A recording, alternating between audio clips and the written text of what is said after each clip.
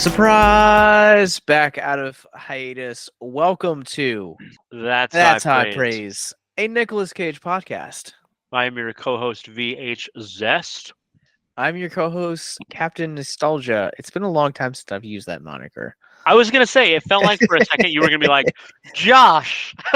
I almost did because I recorded a biscazing before here, and we don't do aliases over there. So, That's very what's up, funny. man? How you been? I have been. I've been okay. I've been through a lot. It feels like been figuring life out.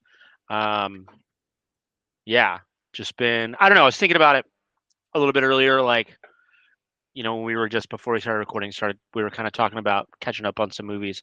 And I feel like a lot of where I've been over the past several months is kind of figuring out on a mental and spiritual and emotional level, like what things are good for me in life and what things are not, and just kind of parsing those out and making sure I'm spending my time doing things that are good for me, even if that means cutting out things that I want or like. That doesn't mean that they're necessarily good for me. So yeah, like we were just talking about, like, what movies have you seen this year? And it's like, actually, I have not seen a lot of 2024 movies this year because I decided early on that I would see movies that I wanted to see, and not just any and every movie that was in theaters. So yeah, I took a couple of risks this year. Saw like Monkey Man, didn't really want to see it, but it was there, and things like that. But yeah, that's kind of. There's obviously deeper, more intimate things surrounding that kind of distinction and figuring that part of life out, what's helpful and what's not. But yeah, that's kind of where I've been. Well, cool. Welcome back to the podcast platform. Yeah. And I guess we should also throw this disclaimer out. I don't know what this episode means. Neon has spent the last part of the year building this movie up in incredible ways, as we'll talk about here. But we're talking about Longlegs, which is the latest release from Nick Cage and Neon.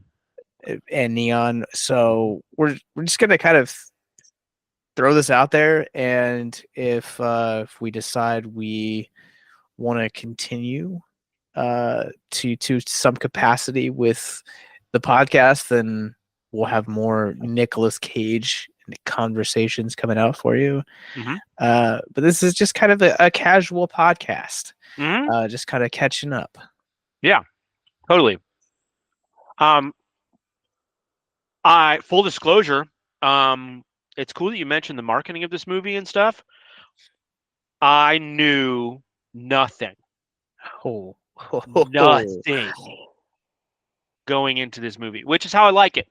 If you know things going into a movie, then you are predisposed to an opinion and an experience. It's not how you should watch movies, my personal opinion, but nevertheless. Yeah, all I knew was Nicolas Cage was in it. I found out week of, somebody said to me, yeah, Nicolas Cage is a serial killer.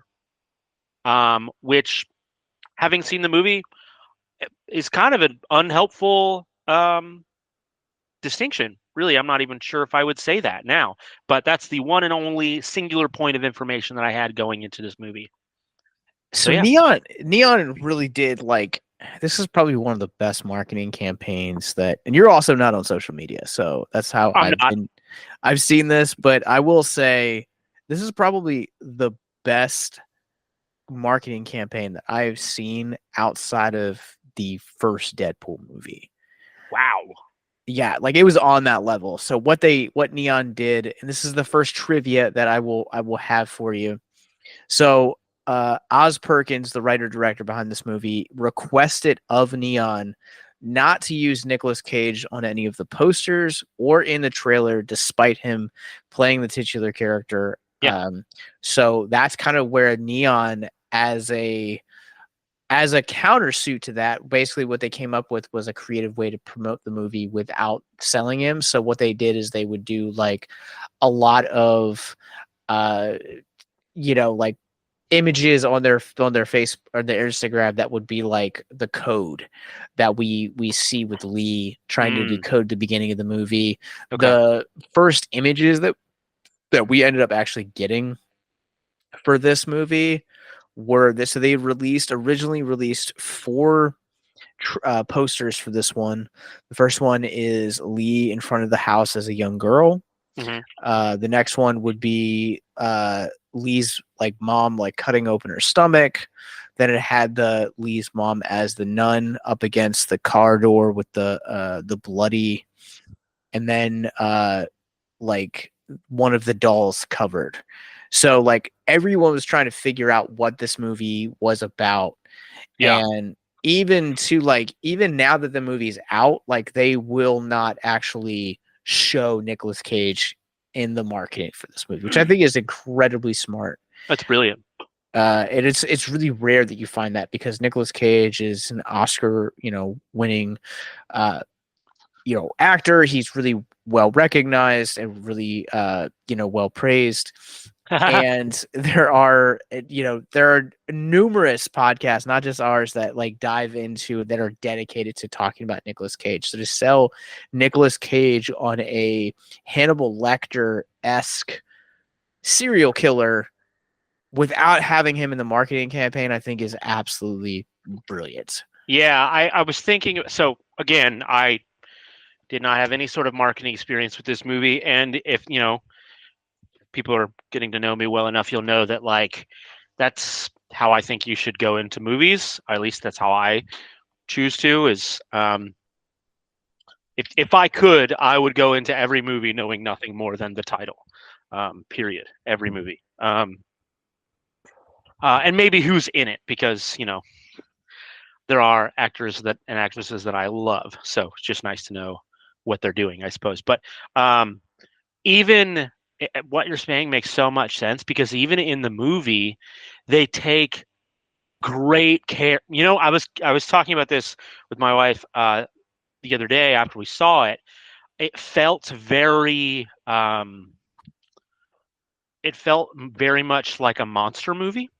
If you think about in the grand scope of Godzilla, the oldest or second oldest, I guess second oldest, like movie franchise that there is, your average Godzilla movie has less than 15 minutes of the monster. Yeah. And many of them, he doesn't even come into the movie until halfway through, and you're getting a leg, a tail, an arm, things like that at a time. And so I loved the treatment of that. They approach this movie with that kind of treatment, even with Nick Cage. You see his body before you see his face. You see his face for a split second. The first time you ever see his full face, his hands are covering it, and by now you're halfway through the film. And on top of all of that, he's got prosthetics on, and it's just, yeah, it's wonderful. It creates a great amount of suspense and excitement. It makes you focus on the story and the other characters. Very Godzilla in that. And also, and this is part of the reason why we do this podcast, why we love Nicolas Cage, is because Nicolas Cage is divisive. There are plenty of people who just think wrongly, by the way, that he is a bad actor. There are a lot of wrong people out there, and they just don't have an awareness of the fact that he is, honestly, one of the best actors. And so because he's so polarizing, unless you're doing something like Unbearable Weight, it's wise. It's so wise to keep his face off of stuff in marketing, because there are plenty of people who just hate Nicolas Cage and won't see a movie because of him. And it's so effective in this movie that, like, even when you see his full face, there's prosthetics. So you're never taken out of the movie if you would be taken out of it by seeing, the guy from Face Off or whatever. So 2 things off of that. Going back to the marketing real quick. I don't know. I think I sent this to you, but Neon took out billboards with phone numbers that you could call in anticipation for it. You did. And so I remember calling it, and it's this very, now you see it and you understand it in context once you see the movie, but it's the speech that he gives to like young Lee when he gives her the doll in the beginning of the movie. Yeah. It's very creepy. Also, major spoilers. Good grief. It is not technically, because you don't understand the context of it just yet. So before we dive into spoilers, another thing that I think honestly, like to piggyback off what you're saying, like there are a lot of direct to video movies that will piggyback off of the namesake of Nicolas Cage. Yes, right. And jujitsu is a great example. That movie, he is in it for maybe 10 minutes of screen time, but he is prominently on like all of the promotional artwork for it, and he's a extraordinarily like minor character, maybe like a C or D list character. Jeez. And like the thing that like I walked away from that film is like, why would you market it as him? And I think one of the things that they don't hide the fact that Nicolas Cage has an involvement here, but they're very, very smart in how they do it. And I think for me, like I reached a point probably maybe like right before they discovered, like when they went to the barn for the first time. And I was like, when is Nick Cage going to show up? Right. Because it goes on and they really build up the lore and the legacy of Longlegs before doing it. So with that said, before we jump into spoilers, I think we're all kind of know where we at. What are your general spoiler-free thoughts? Yeah, my general spoiler-free thoughts. I really like this movie. I really, really like this movie. Having seen it blind and having just talked with you about some of the marketing and things like that, I think I can confidently say that no amount of marketing with the way that they presented it will prepare you for the movie. I was not prepared. My wife was not prepared. It's been getting compared to other movies. I would confidently say wrongly so. You mentioned one of them earlier, and I don't have any clue what people are getting at, but it's really good. It's very unique. I think it's one of the best ways I've ever seen a period piece handled. Period, like at all. At least in film, maybe not television. And yeah, it's great. You will miss things, and it's gonna be something I rewatch probably plenty of times. And that is why I bought my tickets to see it again. Yeah. I loved this movie. This movie currently right now sits in my top 3 of the year. I think, it not only made me appreciate Nicolas Cage more as an actor, which I didn't think was possible. We'll talk about that a little bit more in the spoilers section, but this movie made me want to dive like headfirst into more of oz-perkins other films. Because like this was my introduction to him, and this is an incredible movie. You mentioned Silence of the Lambs earlier, or like being compared, like that's the one that it gets compared to most. And I have no clue why at all. So you've seen Silence of the Lambs? I love right? Silence of the Lambs. It's nothing like this movie at all, but yes. So like I went in, that was one of the things that like I kind of had like, I don't want to say an expectation of, but I had like a notion of it. I was like, okay, this is how it's going to be kind of compared to. And because I watched Silence of the Lambs like before seeing this movie with that in mind, because like some of the marketing was like, it's a modern day Silence of the Lambs. And I also watched Hannibal right before this movie too. So like I had like a bunch of things in mind, but like this movie is nothing like that. And I think this movie, what it makes it such an incredible movie is the fact that it feels familiar, but yet it breaks new ground. And I think much like you said earlier with Nick Cage being a really divisive actor, I think this is going to be a really divisive film.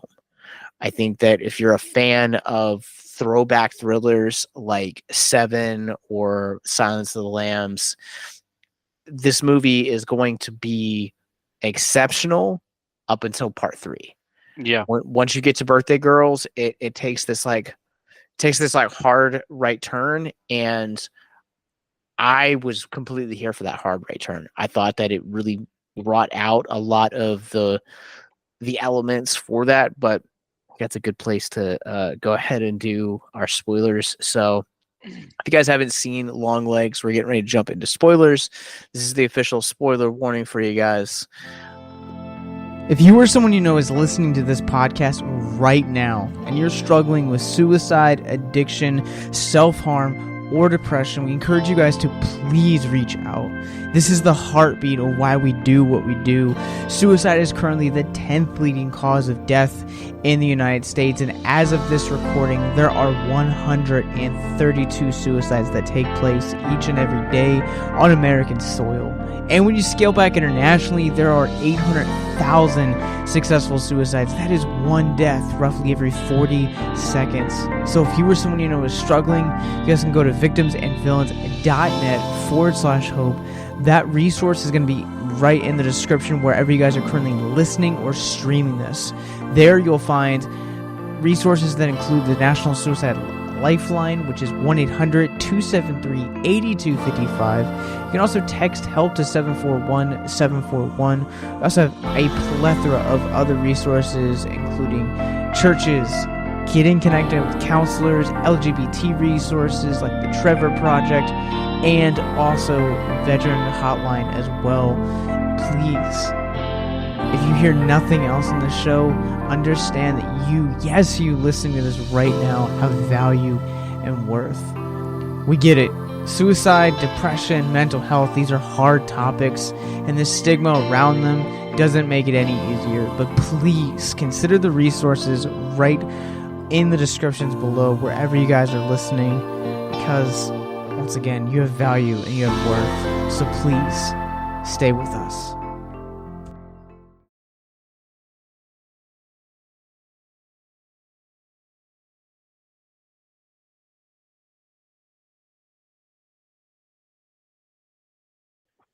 I think the first thing I want to jump into is like, how did you kind of feel about the use of like the handling of the black magic elements, kind of like the more satanic elements? Yeah. Thematically, I loved it. Aesthetically, I actually kind of wanted a little bit more. Especially as you got into act. Every movie has acts allegedly, but this movie is actually divided into chapters. But like chapter 3 is really short, chapter 2 is really long. So yeah, we'll just refer to them as their chapters. But as you get into act 3 and in the second half of act 2, like I wanted more darkness, I think, than we got aesthetically. I also think that like if there's any, I did not give this movie a 5-star rating. I try not to rate movies in general anymore. It's just like if I like it, then I like it. But my biggest detractor, I think, was so very early on when they introduce you to Lee, and you begin to learn more and more about Lee, and her partner basically talks about how she's a psychic. And they play into that really strong, really early on, and then they abandon it pretty much altogether right at like chapter 2, and they never get back to it. I thought that was like the biggest detractor. And I think that kind of goes along with like the supernatural elements, the black magic elements of the movie. I went in expecting absolutely nothing, and I think that like up until some point in chapter 2, you're not sure what's being asked of you as a viewer. You have no way of knowing whether or not this is intended to be a psychological thriller, a whodunit, a serial killer kind of. You don't know where normal stops and this movie kind of starts. So I really wish they had leaned in more to the fact that she is a psychic. I think that would have paired very well with a lot of those like supernatural elements later on in the film. They pretty much abandoned it. I thought that was a little bit of a bummer. See, I read that psychic element as like a after effect of like the whole like doll, because if you look at it in context with like the ending and like the mom's like big reveal of like the explanation of events, like how she got involved with Longlegs and how she essentially like agreed to do his bidding so that she could like leave. Like I thought that like it gave Longlegs control over Lee and kind of like gave her like little glimpses, because like when you look at like the first time that she like sees like the quote unquote like murder board, right? And then like they make that passive statement about, oh yeah, like, you might be psychic. Like I took that as this is Longlegs like giving her the information, or like repressive memories are kind of coming back to the surface, or something along those lines. Like they also like never fully fleshed out like how she was able to know the code really well, which is kind of the one element that kind of bothered me, where she got the birthday card and like he gave her like a couple letters, but she was able to like decode everything that he said like that. Yeah. Like I feel like there were like elements that maybe hit the cutting room floor. Maybe there's like deleted scenes out there that kind of flesh that out, but it kind of seemed like such a reach to like be like, yeah, by the way, like I'm like a super genius and I can decode this thing that's like, gone several years and decades with, your best decoders on it not being able to do it. Here I am a week into this case and I can do it. Yeah. It kind of seemed like it was a stretch. Yeah, I mean, I think that makes sense, and I think it is maybe even before chapter 3 clear that like she and Longlegs have some interplay, right? And it's clear that he is probably giving her more than anyone else ever got. I think that makes sense. I think you're right. Like they could have fleshed it out more, but that much is still true. But nevertheless, like the scene I keep going back to is her in that dark room with the slides. It was after that they call her a psychic. Had no relation with the case itself at all. Interesting. That's yeah. That's fair. Yeah, so that's just what I meant. But you're right. You're totally right. Like they did have some interplay there that you weren't really meant to understand until later on. I felt a little confused too about like, all right, she's just is she just assuming that this guy, because he's a serial killer, is into like black magic? She pulls out that book and there's like the upside down triangle and then the sigil of Lucifer on the bottom page, and then she connects like 6 with the letter S, which I think probably it was that Bible verse that was the cipher for the whole thing.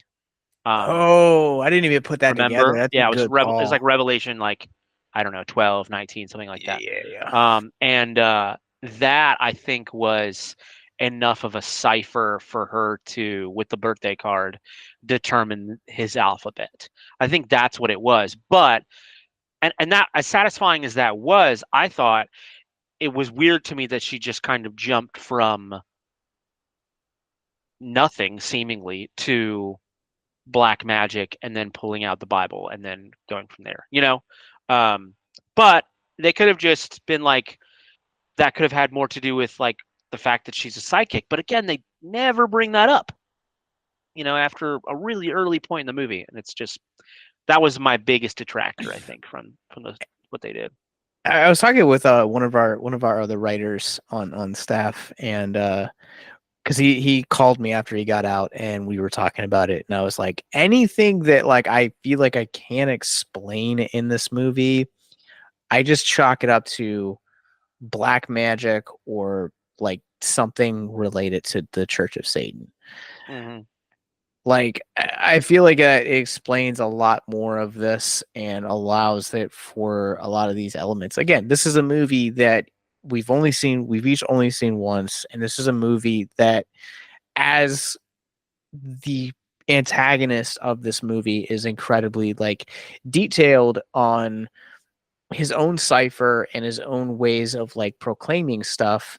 I think this movie does the same thing. It's where it's presenting a story that is very nuanced. It's just not like you can't take it at face value. Like, yeah, there are things that are going on here in terms of like, you know, how, like, I mean, you could even say that there's a commentary on, you know, how this film speaks to how one religion saves while one other religion kills. Where sure.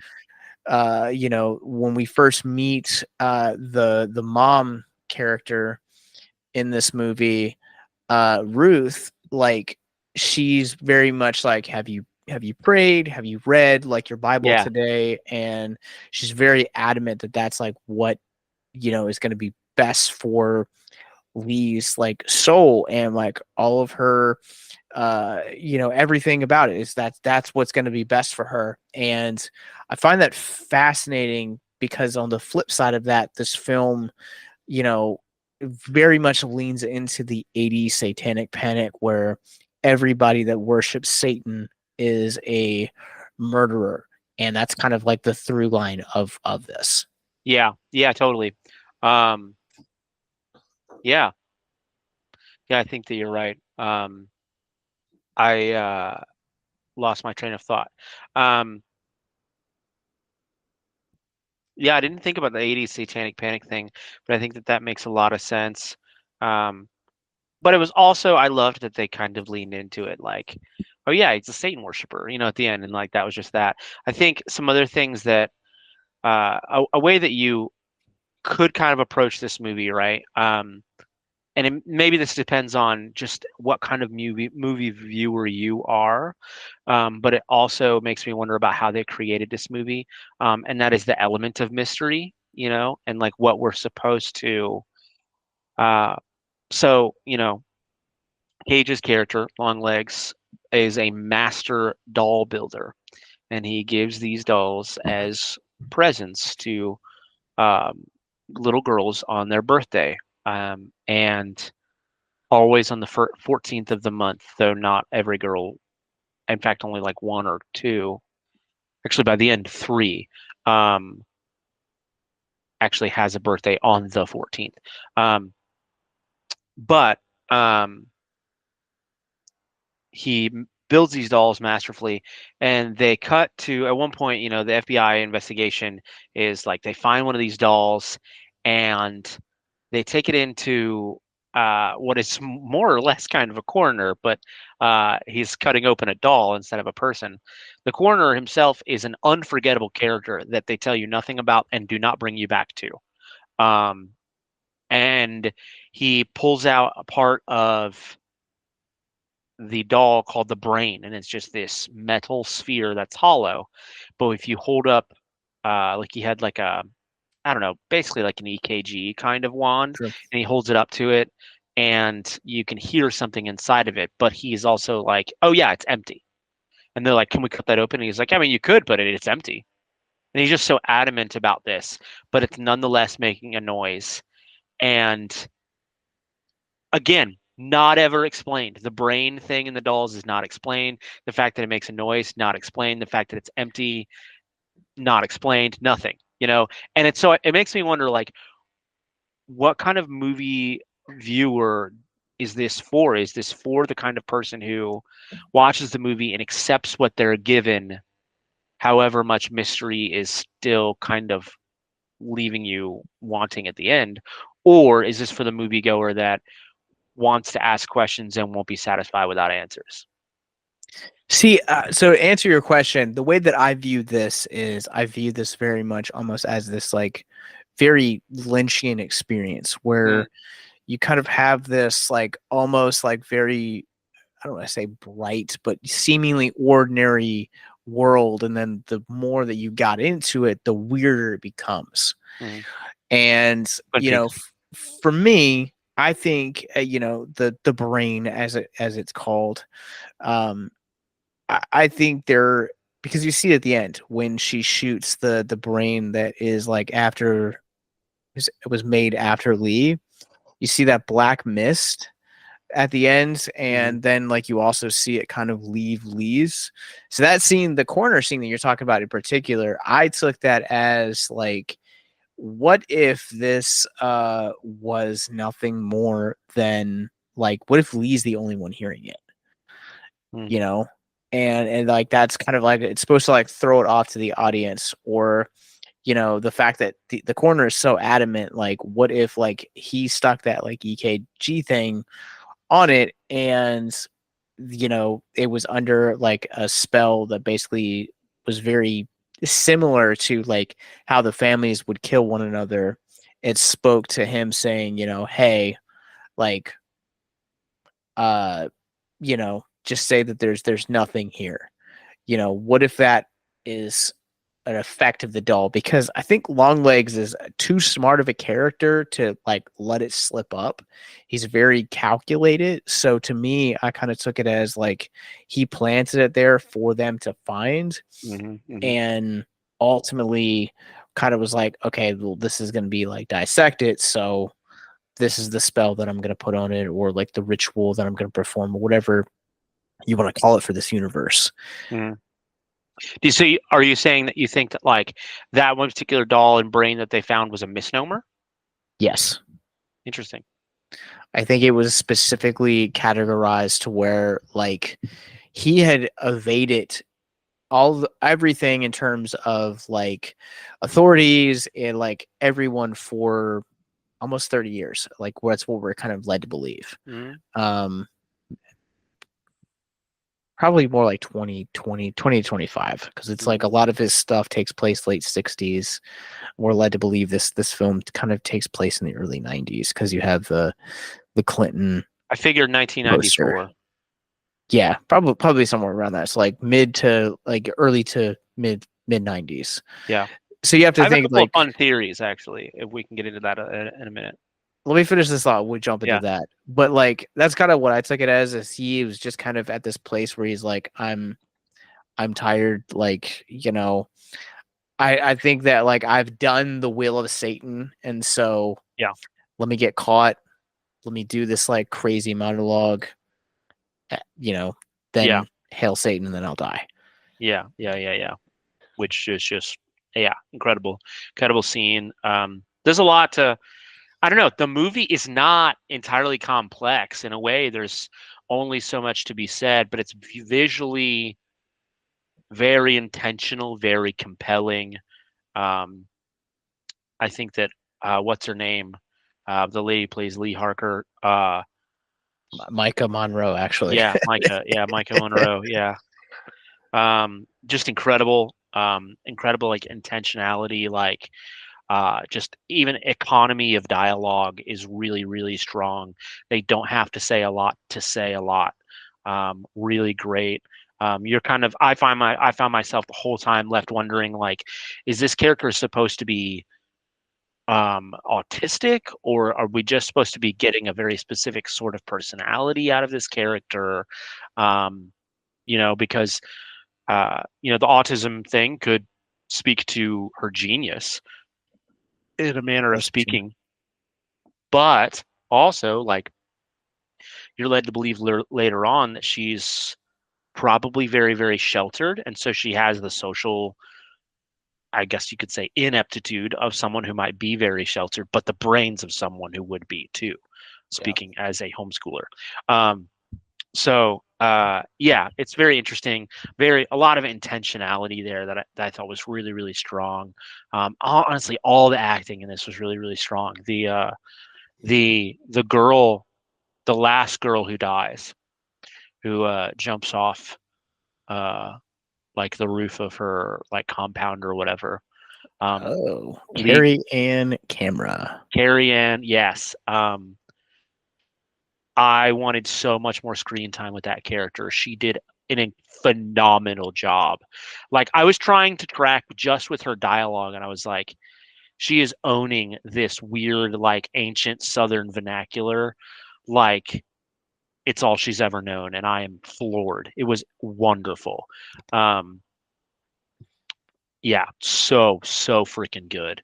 And I think that was also like a big key point later on in the movie when you kind of realize how much control was over these girls because of these dolls, that he didn't even have to be there for her to kill herself. The doll existed, the doll was made. You see him kind of make the doll and sort of like call it what it is, so to speak. I don't know. Yeah, it's very interesting, but incredible acting. Yeah, the cinematography's insane. This movie uses a 3:4 aspect ratio to portray a difference in time. So anything that happened decades prior is in 3:4, but anything that is happening in a modern time is regular. I don't know all the terms. I just know 3:4 because VHS tapes. But yeah, freaking beautiful. I don't know if you noticed this, Josh, but like any scene that was outside was very white and blue and cold. Most any scene that was inside was warm. Most anytime they were outside, it was daytime. Most anytime they were inside, it was nighttime. Just like wild amount of like intentionality. I did actually pay attention to that. That's interesting. I'll have to check that out next time I see it. But I will. I'm glad that you brought out Carrie Ann Camera. Oh my gosh. She was one of my favorite sequences in this movie, without Yes. a doubt. And she was played by Kirian Shipka, who also did a movie with Oz-Perkins, the writer-director of this movie, back in 2015 or 2017, called The Black Coat's Daughter. I haven't seen it yet, but I was like, I need to watch this movie as soon as she got off the screen. I was like, dear God, because I've only ever seen her do Chilling Adventures of Sabrina. She's incredible in that, but like getting a chance to like see her just steal the scene in an already incredible, like, well done cast, like, yes, it speaks volumes to how good she is in this movie. And she's like maybe got like maybe 6-7 minutes of screen time. Yep. Yeah, but insane. Like so freaking wonderfully good. Like wow. Do we have any trivia? We do. So test audiences can make or break a movie, but test audiences, when they saw Longlegs, actually praised Nick Cage's performance, as they should. But he mentioned that he was so off-putting that it could potentially scare viewers off. This is an interesting one that I am not entirely sure how I feel about, but this movie is made as a tribute to their mothers, both Nicolas Cage and the writer-director Oz-Perkins, which I thought is kind of weird. I don't know why you would dedicate a movie like this to your mom, but yeah, that's bothersome. Yeah.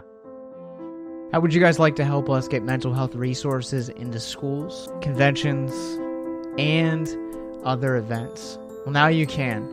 Simply go to patreon.com/victims and villains for as little as $1 a month. You guys can help us get mental health resources into current and upcoming generations, educate and break down stigma surrounding mental health, suicide, and depression. And you get exclusive content that you can't get anywhere else. And you guys can tell us which Nicolas Cage movie you want us to cover, and we'll do it. All it takes to get started is to go to patreon.com/victims and villains, or simply click the link in the episode description wherever you guys are currently listening or streaming this episode. Pick your tier and get started today. Yes, it's that simple. So quickly select the tier that you want and help us get hope into the hands of the depressed and the suicidal today.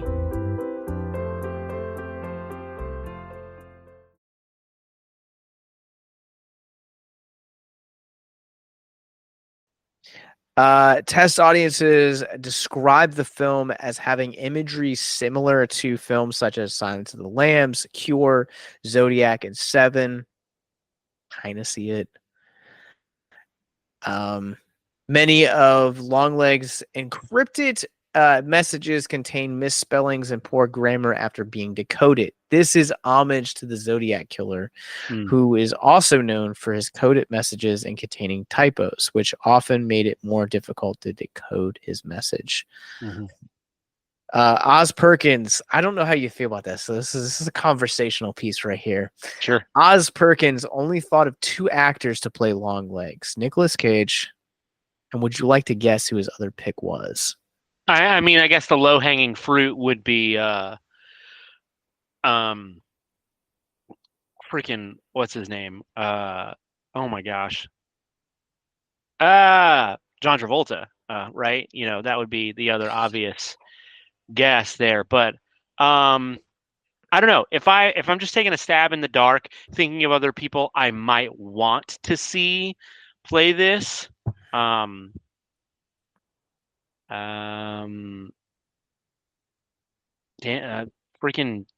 what's his name? Glover, freaking Danny Glover? Not Danny Glover. Crispin Glover. Okay. Crispin Glover would have been a blast. No, actually, the other pick that he had in mind was none other than Brad Pitt. That's not the same. No, I don't think it would have. No, I don't think. Longlegs quotes the poem "Satan Says" by Sharon Olds in his messages. This poem is about a girl locked in a cellar box, being told by Satan that he can get her out if she blasphemes against her family. She does, but Satan also then seals her in the box and leaves her there. Oh. Okay. The Russian title for this movie actually is Soul Collector. That's kind of cool. This is the second collaboration between Neon and Nicolas Cage after 2021's Pig, which you should go listen to our episode on. But also, this is also, I don't know if this is going to be like a common thing. Was Pig Neon? For Neon and Cage, but they, yep. Yes, it was. Also, was it not Mandy? No. And Mandy was RLJE Films. Huh. So, the decoded birthday card in the film reads, "Stood upon the sands of time, the sands of the sea." This is a reference to Revelation 13:1 from the Bible, which reads, "And I stood upon the sand of the sea and saw a beast rise out of the sea, having 7 heads and 10 horns, and upon his horns 10 crowns, and upon his head the name of blasphemy." The movie was made with less than $10 million. Half of it was Nicolas Cage's salary, and Neon spent $7 million on the marketing campaign. And it made $21 million in its first 2 days in the theaters. I'm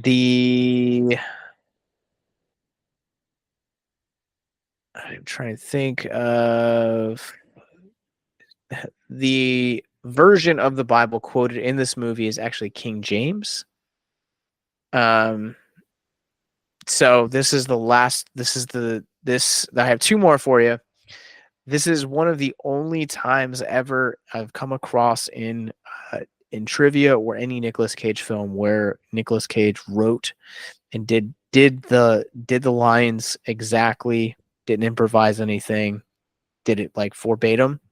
And then on the flip side of that, despite the praise and acclaim for his portrayal as Longlegs, Nicolas Cage has stated in interviews for the press for this film, this is the first and only portrayal of a serial killer in the film, for a film. In an interview with IndieWire, Cage said, "I know that the films that the phone's going to be ringing off the hook to play serial killers after Longlegs, and that's not really what I want to do. I don't do violence. I don't want to play people who are hurting people. When you look, and not surprising. That's like in conjunction, because I think in the grand scheme of his like filmography and career, I can think of one other role that he's ever played where he's played the bad guy. Yeah. It really is not his thing. Like Nick Cage, it's interesting. Like, it's very interesting. Honestly, like, he'll go out of his way to make characters to like almost neuter his characters. But it's never like comes out negative or as a detractor in the end. But like Stanley, for example, probably the most famous one is Stanley from The Rock, does not swear once in the whole movie. And Cage is so intentional about it that you basically don't even notice. But that was a decision that he made. And then another one is Johnny Cage from or Johnny Blaze, sorry, from Ghost Rider. He did not drink at all in the whole movie, just things like that. Like, it was actually one of the more jarring things for me about this movie was like, even just hearing Nicolas Cage say "Hail Satan," it just felt like this was the most non-Nicolas Cage role I've ever seen him do. Because he just you're right, like, he doesn't do bad guys. He doesn't do mean characters. Like, he is overall a positive, thoughtful guy, and he approaches his roles like that. So it was really jarring and weird, and that's not surprising that he won't do it again. And I think I respect the fact that actors want to hone their craft. I think it's one of the things that makes Nicolas Cage such a compelling actor, period, when you look at the filmography, is that even if he's playing good guys, or like misunderstood guys, like, there's always an element of that that's different than the role that is different than what we've seen him do before. And Nicolas Cage, like, has signature mannerisms that we could talk about that here in a second. How bringing some of that here to Longlegs, but every thing that he has done, whether it is a major studio release, an independent release, a direct-to-video release, or even hosting, History of Swear Words, there's always this kind of like underlining like kindness or like underdog that he brings to. And I think that's what makes him such a fascinating character, is that there's an element that he brings to of himself, but there's also at the same time, he's an actor that is not afraid to break typecasts, go against the grain, and really disappear into an actor. Yeah, into a role. Yeah, for sure. And he's able to do that. Like, he's not a method actor, but you would swear that he is. Like, he just, when he wants to disappear into a role, he does. And you, like, even as somebody who loves Nicolas Cage, who will watch a movie, obviously, just because Nicolas Cage is in it, there are definitely Nicolas Cage roles where you, at some point, you stop seeing him. You only see the character. Yeah. And that's very, very much to his credit. And this movie is very much like that. Although they did use prosthetics, so it's a little easier. Yeah, and like I will say, this is the last thing I will say about like acting as a craft and how Nicolas Cage hones it. I think about other actors that have found a shtick that works for them, and they play that in every role. Tom Cruise, while he makes entertaining movies, has done that forever. With that, there are a couple of exceptions that you can make, like, Rain Man, Eyes Wide Shut, Minority Report, A Few Good Men.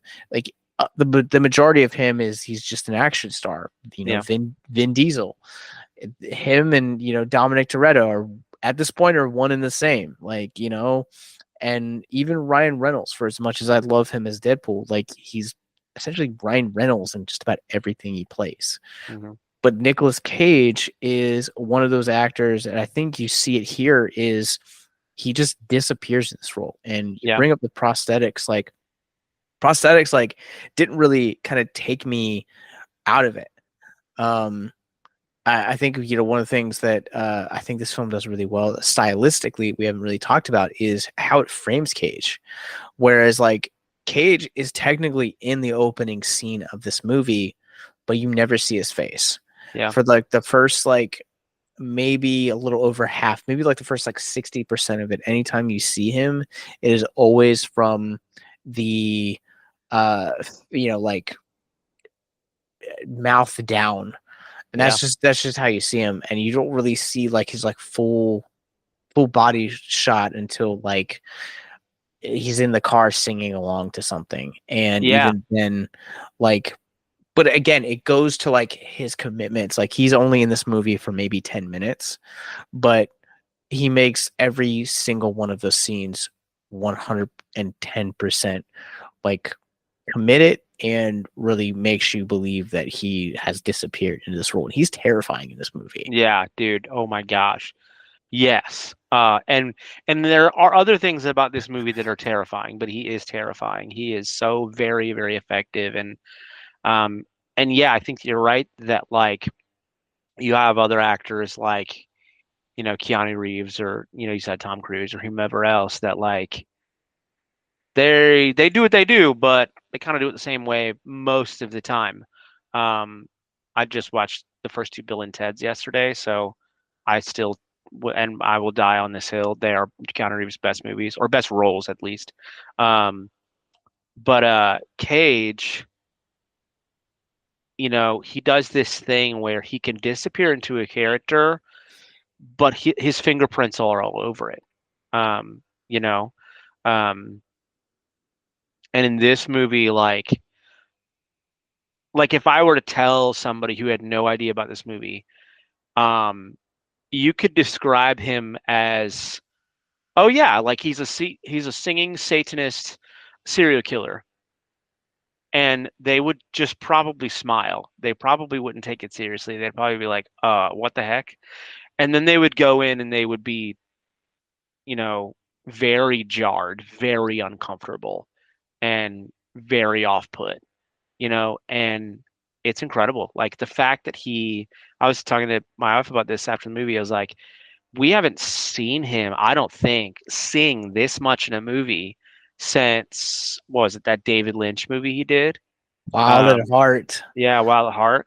And it's so, you would think it'd be silly, but no, it's just continues to be jarring and excellent.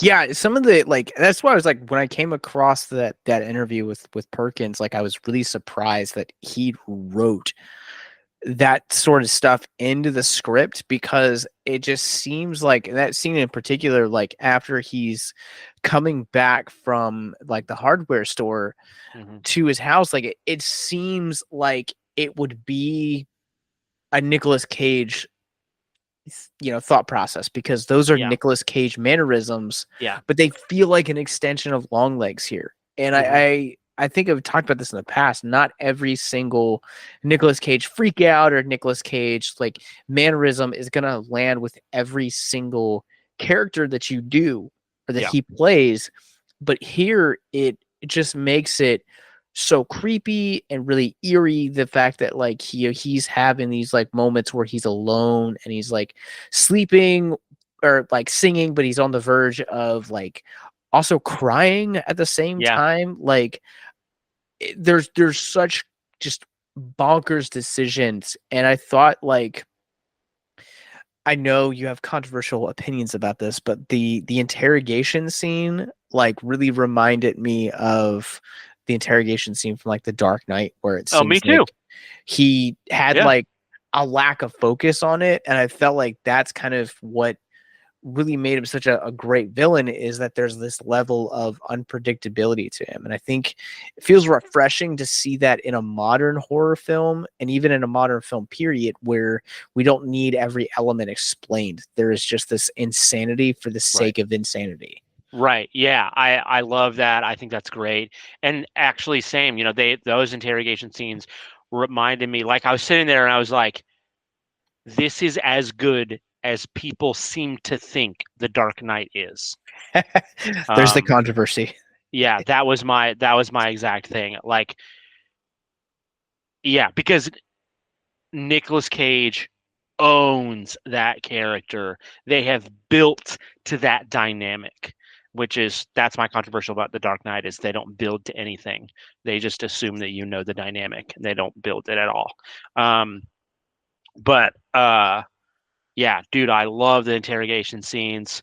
And I think you're supposed to. I think you're supposed to, like, be glued in on those scenes, because it feels like you said, you get very little face time of Longlegs until those scenes. And so you're hanging on everything that happens during those scenes. And the payoff is real. It's very good and effective.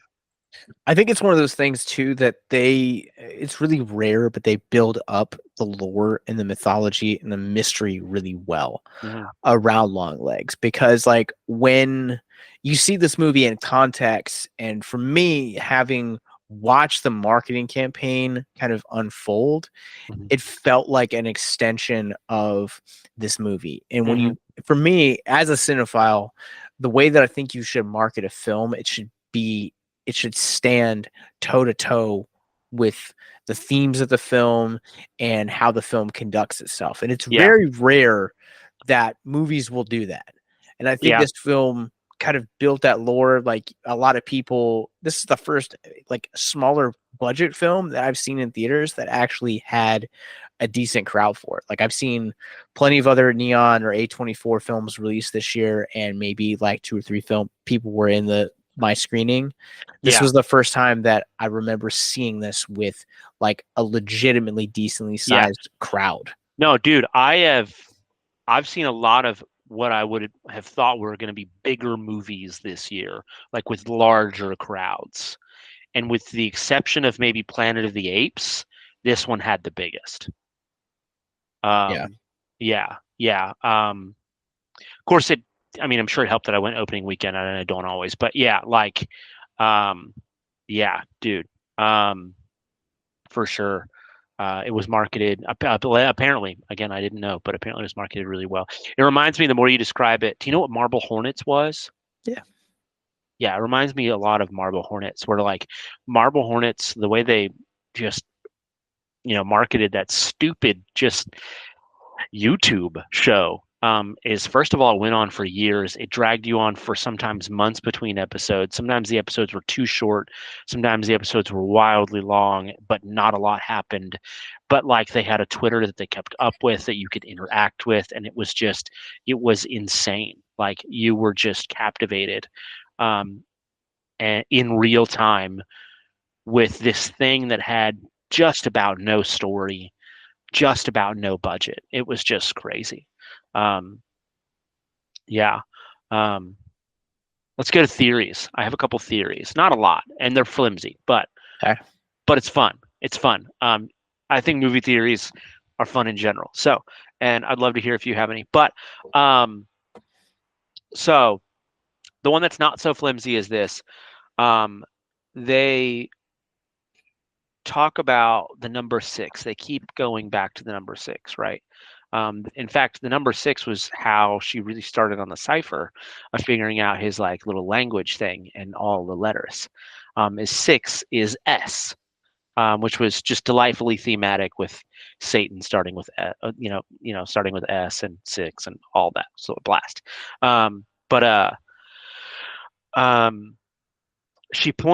Lee is pointing out that like all the murders happen within 6 days of the calendar year of one another, even if they're years apart.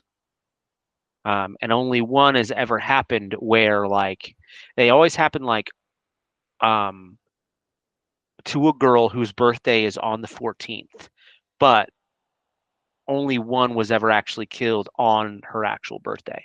Mm. But I think that, so her partner at one point mentions that, like, they were talking about it, that like he visits Lee days before her 9th birthday, and he was like, he mentions that it was 20 years ago, and then at one point you find out that it's like 19, I think like 73. So my silly little theory is just that he said 20 flippantly, not exactly. Same way we might say like, oh, 2001 was 20 years ago. Well, ish. So I think what it is that like the movie was filmed in 1994, and the birthday that you're meant to get in chapter 3 is her 30th, because 30 is divisible by 6. Interesting. Okay. Yeah. Again, does nothing at all, just a flimsy little theory. The other thing is that I thought about, and I had to think about this pretty hard, and it's very flimsy, but like you get by the end, you have this established understanding that her mother is a liar at least. If not, has something going on. You see medications and things like that. She at least has diabetes. I wondered at one point if her mother was some sort of like bipolar or schizophrenic. And so, but all you can be sure of is that her mother is a liar. And so I wondered, based on a couple of things. So like they show you Longlegs' room where he like lives and watches the devil and works and stuff like that. And then you find out in the 3rd chapter that room is underneath her house, which is just freaking bonkers and crazy.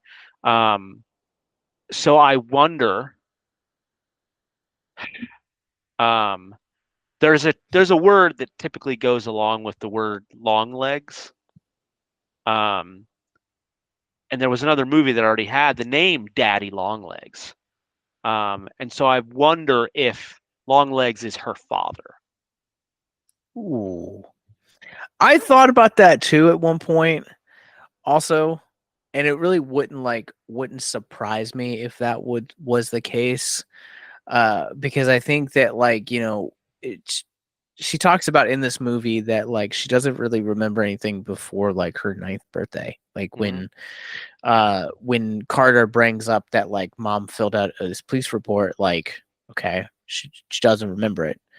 And you know, what I think would, you know, my theory would be like maybe they were estranged, and like Longlegs is like the equivalent of this like extreme of like Satan is God, and then on the other half you have this like Ruth being like, no, God is God. And so like it would also make sense as to why she is like kind of like agnostic and doesn't really believe anything, because maybe she saw how bad, you know, one extreme was, and then on the opposite side with mom saw the flip side of that and saw that it was just as bad, or could be just as bad as you know, Longlegs' viewpoint. Yeah, it's very interesting. Yeah, those are that's pretty much it. Those are my theories.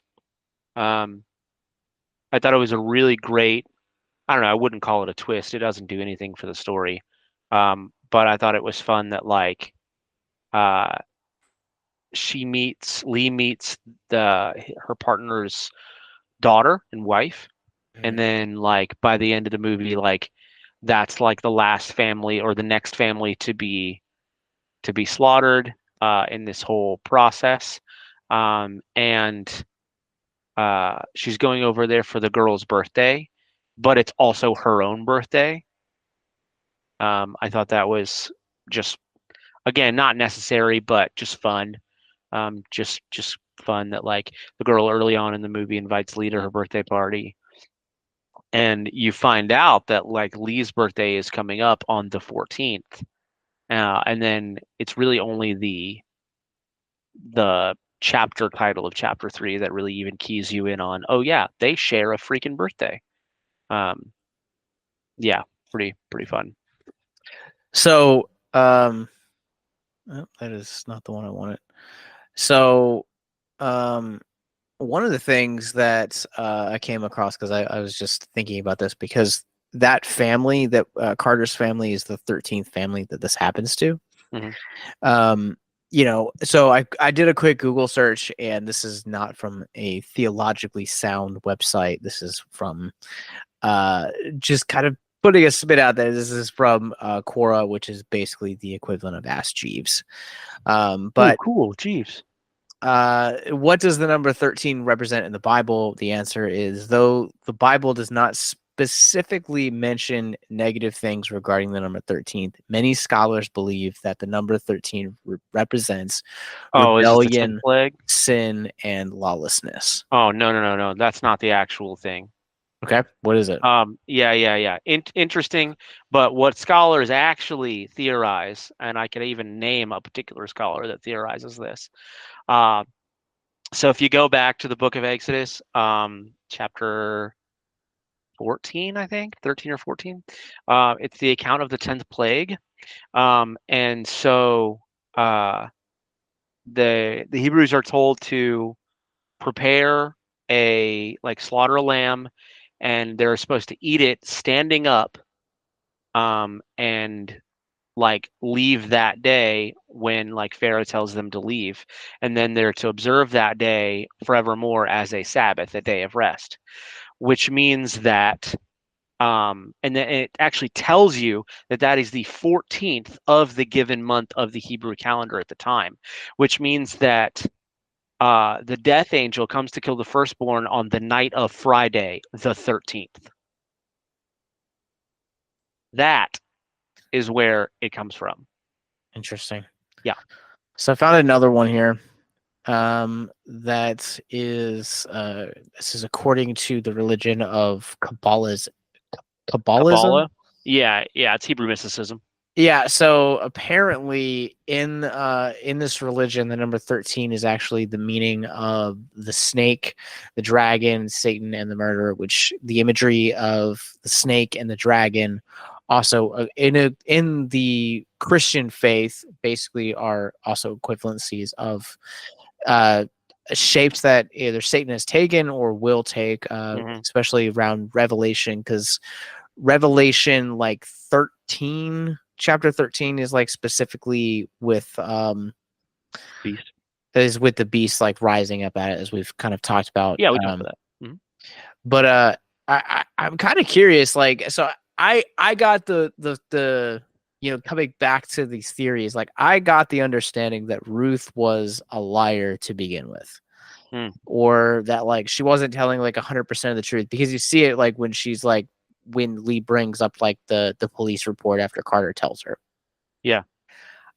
I was not expecting her to kill Agent Browning in the nun outfit. That was a hard surprise for me. Because she went over there to talk to her specifically about the police report, and then ends up finding out that she was the accomplice. Yeah. Did that surprise you? I guess I didn't think about it. I just kind of let the movie happen to me. That's fair. Yeah, I don't know. I couldn't tell you why exactly, but that just wasn't. I don't know. I didn't really think about that. But I think they're meaning to weave it together toward the end of chapter 2 and into chapter 3. What with the reveal of Longlegs came to her so early on, and things like that, and his room being beneath her house, which was crazy how she would just never have known that. But yeah, and then the picture, oh my gosh, that was awesome. Yeah, I don't know. It was interesting. It wasn't the most interesting part of the movie for me personally. I think I liked the casework a lot more than Act 3 or Chapter 3 per se. But yeah, I don't know. I liked this whole there was never one part of this movie that I felt like I appreciated more than others. There were, the Carrie Ann camera or the interrogation scene but I loved how this entire movie unfolded. Mm-hmm. And I loved the things that it made me feel while it was unfolding. Yeah. So yeah, fantastic. Movie is very like, I wouldn't call it an atmospheric horror, but it has a similar. It has kind of one of those effects. I think. When I think of atmospheric horror, I think of like movies that like are purposefully really, really dark, and you hear like the really tense music and like those sorts of things. And this didn't quite have that going for it, just stylistically. But it was. I can't say I've ever seen a serial killer movie that scared me until this one. This one was like actually a scary movie, despite being just like a movie about a serial killer. Most serial killer movies, in my experience, have been slashers, which are fun, but usually not like scary in, in a way that like keeps you on the edge of your seat or makes you watch, between your fingers, that kind of thing. Can't find it, but the you brought up like the how other atmospheric horror feels very like dependent on like a lot of like outside sources rather than what's going on the screen. I think this movie ends up being atmospheric in a way. It's not as immersive as some other ones do, but I think what really helps this one in particular, we haven't talked about it, but for me, and I don't know if you feel the same, would be would really honestly be the score. The score in this movie, I think, is doesn't get enough praise. The cinematography, as you mentioned earlier, is really, really gorgeous. But like a lot of the technical aspects of this movie, I think, really also help it soar and elevate it just beyond what is just your typical, ordinary serial killer thriller. Yeah, very true. Yeah. I think with a lot of serial killer, thriller, murder mystery sort of, classic horror tropes, the score that you get is more upbeat. It's more exciting, and this was not. This was a lot more tame and understated. I had a conversation with a buddy of mine the other day who actually went to Belmont University in Nashville for composition. So I felt like he was the right person to ask this question to. But I asked him, I was like, what do you think is the defining characteristic of a great movie score? Do you think it's a score that like sort of like John Williams, where like you hear it and you remember it and you don't forget it, and it immediately makes you think of the movie and its images and emotions? Or is it a score that perfectly frames a shot so much so that you don't even realize the score is there at all? Yeah. And he was like, that one. And I think this movie does that effectively because I don't really remember the score specifically, which can certainly mean that it was really effective. So the movie is done by a gentleman named Zilji, which is a pseudonym for Elvis Perkins, who's the brother of the director. But yeah, I think that like it's very subtle within this one, and there's a lot of one of my favorite tropes in horror is when you have like a very upbeat song that's in a horror film. I feel like it allows that moment or that film to kind of be a little bit more unnerving because you're expecting this thing that is usually associated with positive emotions to make you feel one way, but instead the actions of the characters or what's going on the screen is bringing you the other way, and it just kind of feels unnatural. Mm-hmm. Yeah, like it's intentionally off-putting. Yeah. That's fair. That makes sense. All right. Well, that is the last thing I had on the list. So did you have any other things you want to talk about before we give our final thoughts, closing thoughts? We didn't really talk about any mental health themes, but I don't know what you could get out of this movie. This movie is an experience. I feel like for me to like do like not just like be like, oh, I have to like pull out mental health themes from this. Like I want to like sit and like soak in this movie for like like another viewing or two before like I can properly like have a mental health discussion on this. And that's kind of the thing about like doing it, from the theater. When because like, even when I did my review, I was like, I don't know like what where to go with this. I don't even remember what I said in my review, but you can just go check out the spoiler free on YouTube. Yeah. No, I don't think that I have. I don't think that I have anything else. All right. Well, since this has a satanic theme to it, when you answer this following question, you have to either say hell yes or hell no. Is Longlegs worthy of high praise? Hell yes. It really, really, really, really, really is. This is absolutely a movie for fans of Nicolas Cage, but I would say that it is a movie that is not for fans of Nicolas Cage either. If you have reservations about Nicolas Cage, but you love horror, or maybe you just love this director or indie movie, whatever you want to say.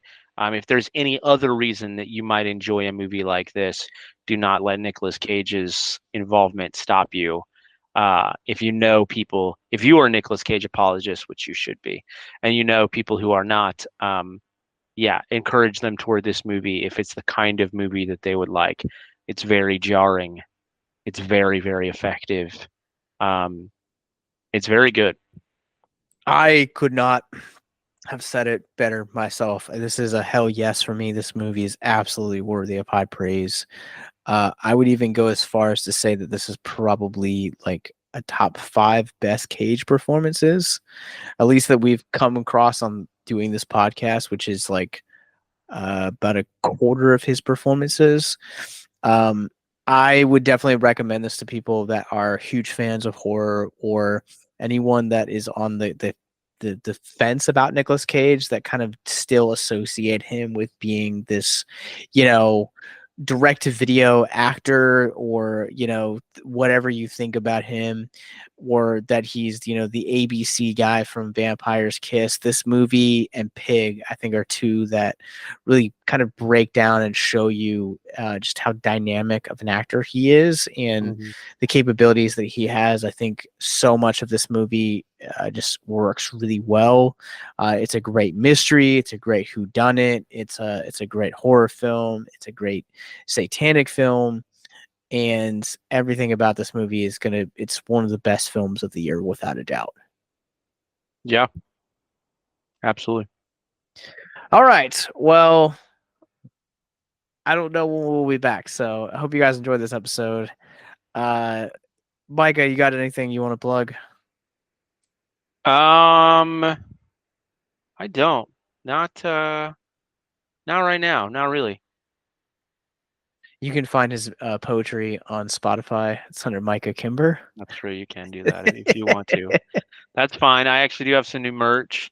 I've done a couple shows this summer, so yeah. I've not ever written a poem about Nicolas Cage, but not yet. Not yet. It hasn't happened.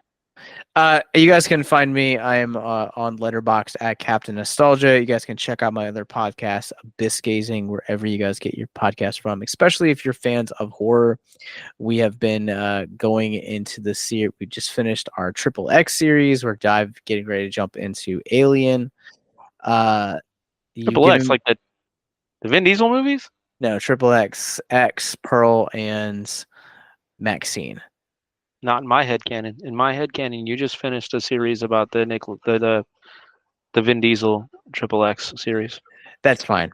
But you guys can find That's High Praise wherever you guys get your podcast from. If you guys would like to check out a video version of this podcast, you guys can go to patreon.com/victims and villains and partner with our parent company to bring mental health education into things like Comic-Cons, film festivals, dive bars, after school programs, and more. It's patreon.com/victims and villains. You can follow our parent company, Victims and Villains. We are on Facebook, Instagram, Twitter, as I said, Patreon, and wherever you guys get your podcasts from. So until next time, remember to keep on caging.